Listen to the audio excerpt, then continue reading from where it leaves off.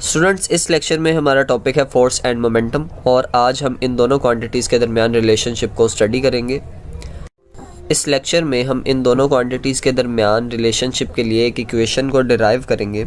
उसके लिए let a body of mass m moving with initial velocity vi, एक body है जिसका मैस m है और वो इनिशियल वेलोसिटी vi से मूव कर रही है। अगर उसके ऊपर एक फोर्स F अप्लाई की जाए जो कि t टाइम तक उसके ऊपर एक्ट करे, तो इस फोर्स के एक्ट करने की वजह से उसकी वेलोसिटी जो है वो vi से बढ़कर vf हो जाएगी, जिसकी वजह से उसके मोमेंटम में चेंज आएगा। तो अगर हम इनिशियल मोमेंटम की बात करें जो कि है pi, तो वो हमारे पास आ जाएगा m इंटू vi। और अगर फाइनल मोमेंटम देखें जो कि फोर्स लगने के बाद बॉडी का मोमेंटम इंक्रीज़ हो गया, तो फाइनल मोमेंटम आ जाएगा हमारे पास pf is equal to mvf, यानी कि दोनों में मैस तो सेम है लेकिन इनिशियल वेलोसिटी आ जाएगी इनिशियल मोमेंटम में और फाइनल वेलोसिटी आ जाएगी फाइनल मोमेंटम में। अब अगर हम ये देखना चाहते हैं कि इनिशियल मोमेंटम से फाइनल मोमेंटम तक पहुंचने के लिए बॉडी के मोमेंटम में कितना चेंज आया है, तो उसके लिए हमारे पास फार्मूला आ जाएगा delta p is equal to p f minus p i, यानी कि डेल्टा p यहाँ पे शो कर रहा है चेंज इन मोमेंटम को, क्योंकि डेल्टा का जो सिंबल है वो चेंज को शो करता है, और P F final momentum minus p i यानी कि इनिशियल मोमेंटम। तो फाइनल मोमेंटम में से अगर हम इनिशियल मोमेंटम को माइनस कर देंगे, सब्ट्रैक्ट कर देंगे, तो हमारे पास चेंज इन मोमेंटम आ जाएगा। अब अगर इसी इक्वेशन में हम पी एफ और पी आई की ये दोनों वैल्यूज़ पुट कर देते हैं, तो हमारे पास इक्वेशन बन जाएगी delta P is equal to M V F minus M we I. यहाँ पर पी एफ की जगह हमने एम वी एफ पुट कर दिया और पी आई की जगह एम वी आई पुट कर दिया, तो हमारे पास ये इक्वेशन हासिल हो गई है। अब ये है हमारे पास चेंज इन मोमेंटम, यानी कि टोटल मोमेंटम में बॉडी के कितना चेंज आया है। अगर हम देखना चाहते हैं कि rate of change in momentum कितना है, rate of change in momentum हमें बताएगा कि टाइम के लिहाज से कितनी तेज़ी से बॉडी का मोमेंटम चेंज हो रहा है। डेल्टा पी हमें बताएगी कि टोटल मोमेंटम में चेंज कितना आया, और rate of change in momentum हमें बताएगा कि कितनी जल्दी चेंज आया है। तो rate of change in momentum के लिए हम दोनों साइड्स को टी से डिवाइड कर देंगे, तो हमारे पास ये जो इक्वेशन है जब इसको t से डिवाइड करेंगे वो बन जाएगी delta p divided by t is equal to M V F minus M we i divided by t। तो दोनों साइड्स को हमने t से डिवाइड कर दिया।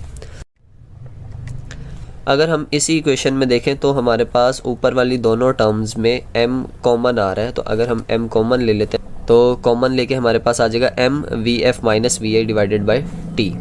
अब इसी इक्वेशन को हम इस तरह से भी लिख सकते हैं कि m को हम अलहदा कर लें और v F minus v i divided by t जो है उसको हम अलहदा कर लें। और अगर हम इस टर्म को देखें जो कि v F minus v i divided by t है, तो ये हमें पता है कि एक्सेलरेशन के बराबर होती है। तो यहाँ पे v F minus v i divided by t की जगह हम अगर a पुट कर देते हैं तो हमारे पास ये बन जाएगा delta p divided by t is equal to m into a, यानी कि बाकी सारी टर्म्स वैसी ही हैं, सिर्फ v F minus v i divided by t की जगह हमने a पुट कर दिया इस इक्वेशन के मुताबिक। तो हमारे पास ये इक्वेशन हासिल हो गई है।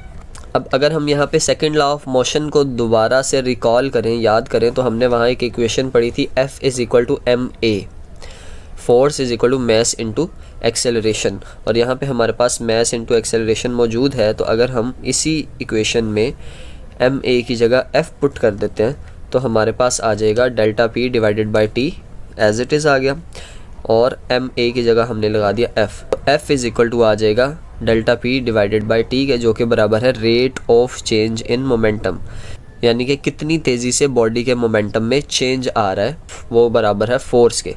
तो फोर्स अगर ज़्यादा होगी तो इसका मतलब rate of change in momentum ज़्यादा, फोर्स कम लग रही है बॉडी के ऊपर तो rate of change in momentum भी कम। इसी चीज़ को हम इस तरह से कह सकते हैं कि rate of change of momentum is equal to applied force. जितनी ज़्यादा फोर्स हम अप्लाई करेंगे उतना ही rate of change of momentum होगा हमारे पास। इसी इक्वेशन को अगर हम थोड़ा सा रीअरेंज करें तो हमारे पास ये आती है F is equal to delta p divided by t, ये एज इट इज़ आ गया, और हमें पता है कि delta p divided by t बराबर है m delta v divided by t के, क्योंकि इस इक्वेशन में अगर हम देखें तो delta p divided by t is equal to m, और v F minus v i जो है वो हमें पता है कि डेल्टा वी के बराबर होता है, और ये टी एज इट इज़ आ गया, तो ये बन जाएगा m delta v divided by t. तो यहाँ पे इस इक्वेशन में तीन क्वांटिटीज़ आ रही हैं, मैस, चेंज इन वेलोसिटी और टाइम।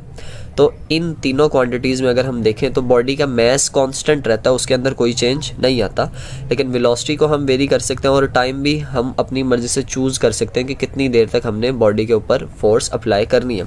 तो इन दोनों क्वांटिटीज़ को अगर हम देखें फोर्स के साथ इनका रिलेशन क्या बनेगा, तो सबसे पहले अगर वेलोसिटी का देखें तो F is directly proportional to change in velocity. इसका मतलब है कि जितनी ज़्यादा फोर्स अप्लाई करेंगे हम बॉडी के ऊपर, बॉडी की वेलोसिटी में चेंज भी उतना ही ज़्यादा आएगा। या हम इसको दूसरी तरह इस तरह भी कह सकते हैं कि change in velocity is directly proportional to force. तो जितनी ज़्यादा फोर्स अप्लाई होगी उतना ही ज़्यादा बॉडी के वेलोसिटी में चेंज आएगा। और सेकंड क्वांटिटी का अगर हम रिलेशन देखें तो F is inversely proportional to time.